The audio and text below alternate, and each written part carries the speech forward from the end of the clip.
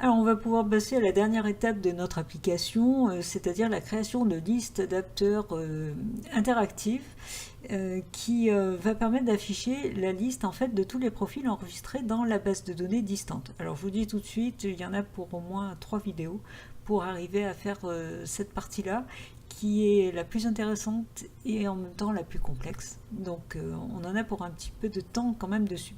Alors avant de toucher vraiment à la liste elle-même, à créer la liste adapteur, on a besoin de récupérer de la part de la base distante tous les profils. Alors là, donc je suis dans PHP-MyAdmin, dans la base de données coach, dans la table profil.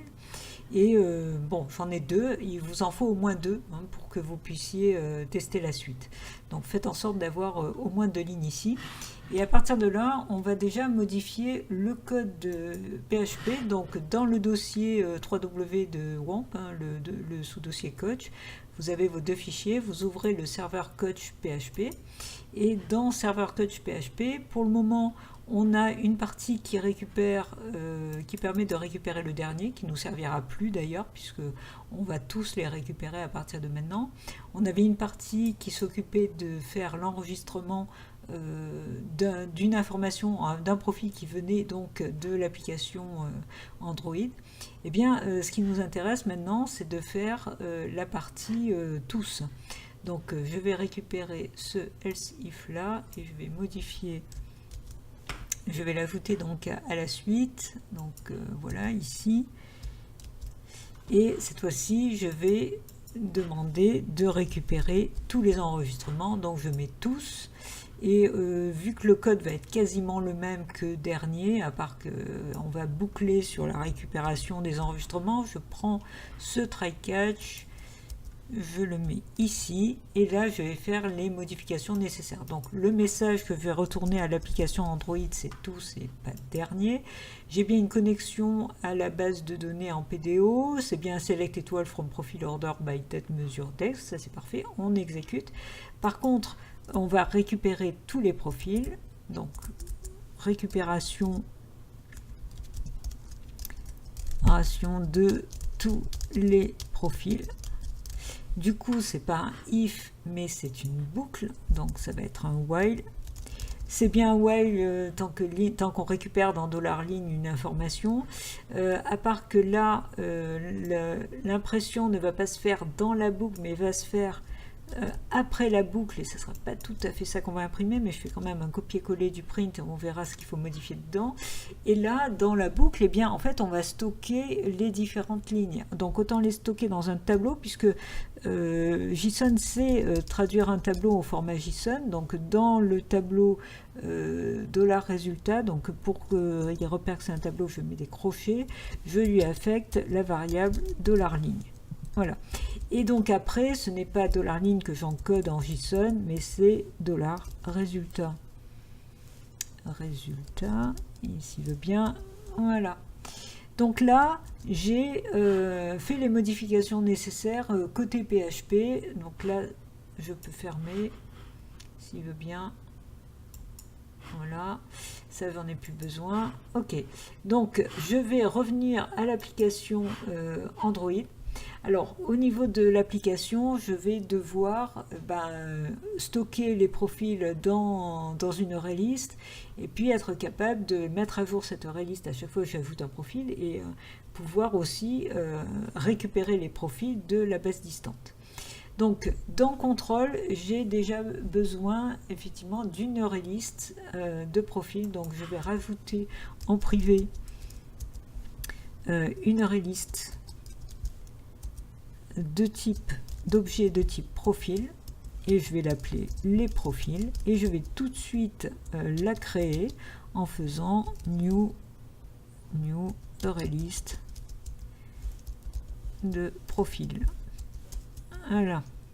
Alors, je vais avoir besoin d'un getter et d'un setter sur les profils pour pouvoir récupérer les informations du profil, mais aussi mettre à jour, enfin remplir cette liste. Alors, je vais me positionner quelque part, donc par exemple ici après le get instance, et là je fais clic droit pour aller plus vite. Je fais un generate hop, generate, voilà, je prends getter and setter et je lui demande d'insérer le getter et le setter de les profils. Et là, vous voyez, il m'a directement inséré le getter et le setter, donc ça, c'est nickel. Alors, ensuite, dans le get instance, pour le moment, get instance, voilà, pour le moment, j'envoie une demande de récupération du dernier. Ça ne me servira plus, mais je vais juste mettre en commentaire cette ligne, donc je vais la copier d'abord. Voilà, et je mets en commentaire parce que je préfère garder la trace de tout ce que je fais. Et là, au lieu de demander de récupérer que le dernier, je vais lui demander de récupérer tous les profils. Ensuite, dans créer profil, à chaque fois que je crée un profil, voilà ici, je le crée dans profil, dans la propriété profil. Je veux l'ajouter aussi dans ma collection de profils. Donc je fais les profils.add et là, je mets le profil que je viens de créer, donc ils vont s'ajouter au fur et à mesure dans la collection. Ça sera important parce que du coup la liste adapteur va se remplir au fur et à mesure que je saisis de nouveaux profils et pas uniquement avec les profils qui ont été enregistrés dans la base distante qui ne sont récupérés qu'une fois en début d'application. Ensuite, le getIMG et le getMessage, pour le moment, ils retournent que le getIMG et getMessage du profil mémorisé. Moi, je veux qu'il retourne le dernier profil enregistré. Donc là, je vais tout simplement mettre en commentaire cette ligne et à la place, donc je vais faire un return. Alors, je vais dans les profils et je fais un get, mais attention, c'est le dernier, donc je prends les profils, l'indice du dernier, il se trouve dans size-1. Donc je fais size-1, puisque ça démarre à 0, et là je peux faire un get img. Parfait, et je vais faire exactement la même chose ici, donc je mets en commentaire cette ligne-là, et je vais faire un copier-coller, ça ira plus vite. Donc c'est la même ligne, excepté que évidemment à la fin c'est pas getIMG mais c'est getMessage.getMessage. Voilà, parfait. Donc là j'en ai fini pour le moment avec la classe contrôle. Donc je vais dans accès distant. Et dans accès distant, là, vous voyez que pour le moment, je récupère, ce sont les retours au niveau de process finish, les retours du serveur. Donc, soit le serveur renvoie le message en règle, mais là, il ne se passe rien puisque c'était juste un enregistrement d'un profil dans la base distante. Soit il envoie le message dernier qui ne nous servira pas, mais bon, pour le moment, on va le garder. Soit le message erreur, et maintenant, il va effectivement envoyer le message tous. Donc, je vais prendre ce if. J'arrive, voilà, donc je vais prendre juste le log et je vais rajouter ici donc ce nouveau if. Alors attention, il faut que je mette quand même une accolade fermante. J'espère qu'il va arranger les choses bien comme il faut, et je rajoute le else et l'accolade ouvrante. Voilà, donc là c'est pas dernier mais c'est tous, et je vais afficher tous. Alors pour le moment je ne fais rien d'autre. On va tout de suite tester parce que ce que j'aimerais vous montrer c'est qu'est-ce que je reçois quand je fais tous, sachant que dans ma base de données distante il y a 2 lignes. Alors il y a quelque chose qui ne me plaît pas. J'ai dû oublier des accolades peut-être. Oui, là, vous voyez, il y a de toute évidence un problème de décalage. Donc, cette accolade, elle ferme ce if. Donc, vous voyez là, quand on se place sur les accolades, on voit bien ce qui se passe. Vous voyez, il y a un décalage. Cette accolade-là ferme ce if-là. Il manque l'accolade qui ferme le if ici. Donc, je vais tout de suite la rajouter. Voilà. Et là, on voit bien que ça marche bien. Si je me mets sur cette accolade-là, si je veux bien me mettre cette accolade, vous voyez, il ferme l'accolade ici, donc tout va bien.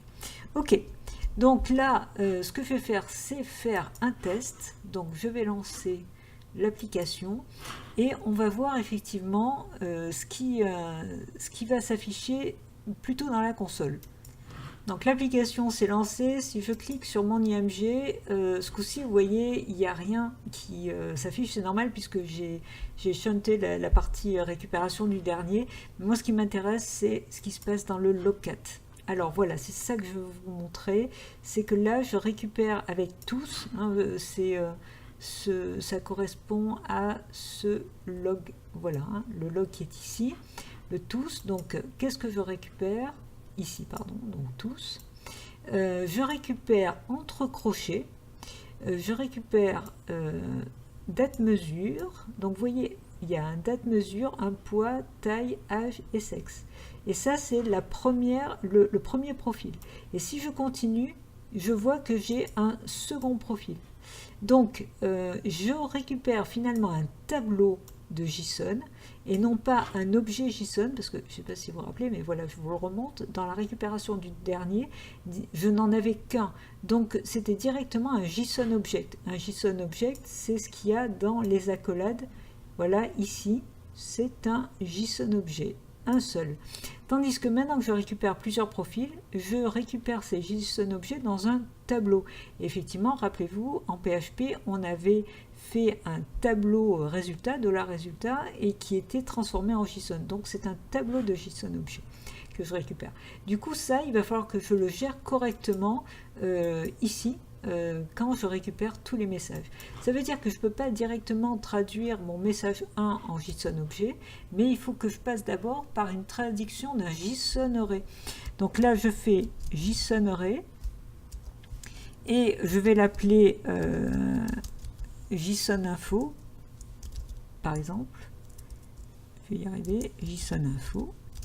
Et ça, donc, c'est un new JSON array. Et dans les parenthèses, je peux mettre effectivement le message. Le message, la case 1 du message, comme je l'avais fait précédemment. Voilà. Une fois que j'ai récupéré ce tableau, précédemment, qu'est-ce que j'avais fait? Je créais, vous voyez, un objet profil ici, qui me permettait donc de créer un seul profil. Là, je vais avoir besoin de créer plusieurs profils. Alors, là, juste, il n'est pas content. Pourquoi? Donc, ah oui, parce qu'il faut gérer l'exception, évidemment. Donc, tout de suite, je vais m'en occuper. Je vais rajouter le try-catch. C'est exactement ce qu'on avait fait précédemment, hein, d'ailleurs. Hein, on avait tout mis dans un try-catch. Et je vais même rajouter le message qui était fait ici, qui est très bien. Conversion au JSON impossible, c'est exactement ça le problème. Donc là, ok.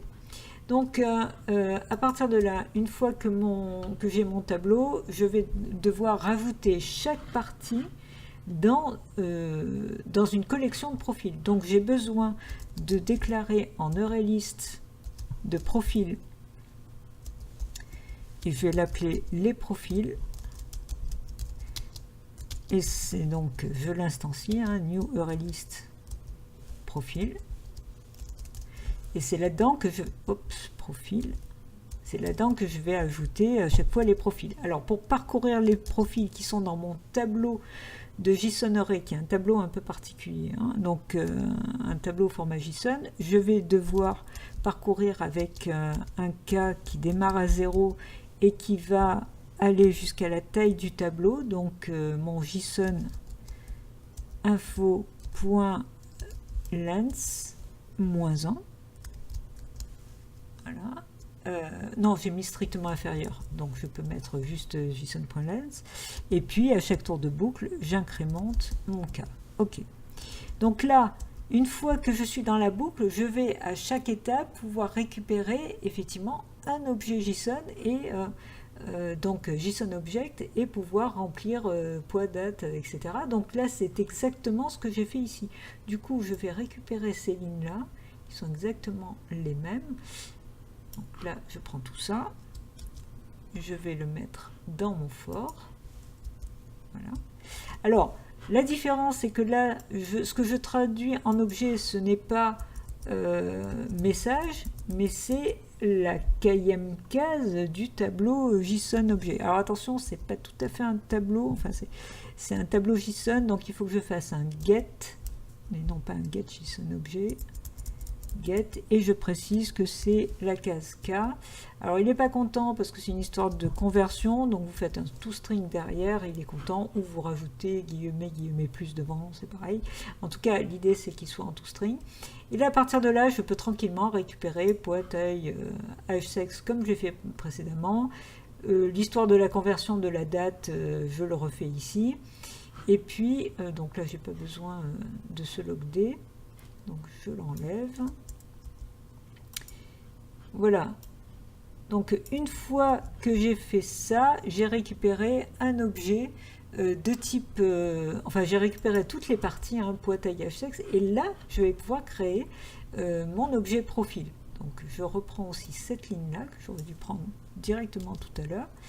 Donc, je crée mon objet profil. Et par contre, mon objet profil, je vais l'ajouter dans les profils. Donc, les profils.add, et je mets profil. Voilà. Donc, là, c'est bon. Une fois que j'ai terminé la boucle, donc après la boucle, une fois que j'ai rempli complètement les profils, je vais pouvoir appeler contrôle. Alors précédemment, rappelez-vous, on appelait contrôle et on faisait un set profil et on envoyait le profil qui avait été créé. Ben là, on va faire la même chose, mis à part que c'est set les profils et je lui envoie les profils qui viennent d'être créés précédemment. Et là, j'ai terminé pour cette partie-là. C'est-à-dire que maintenant, je sais que côté Android, dès le démarrage de l'application, je vais pouvoir récupérer tous les profils qui avaient été mémorisés. Et du coup, maintenant, il faut que je passe à l'étape où j'enregistre ces profils dans la liste adapteur, la liste que l'on va créer donc dans la vidéo suivante, évidemment, parce que là, ça va commencer à faire... C'est la partie la plus complexe. Donc, je vous dis à très bientôt et surtout, pensez à coder.